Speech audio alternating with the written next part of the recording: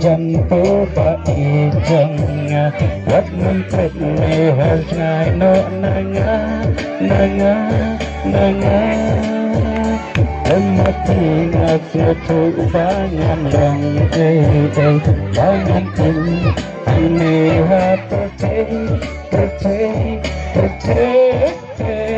ngakan jak banyan tentang marwai, ngakan jak banyan tentang marwai.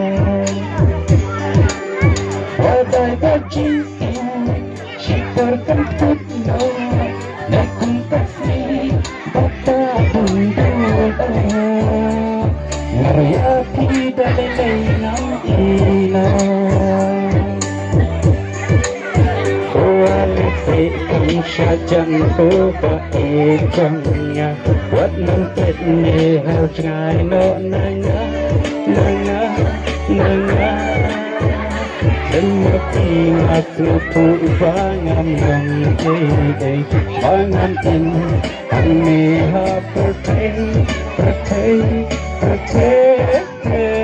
ngakan jak banyan tentang marwai, ngakan jak banyan tentang marwai.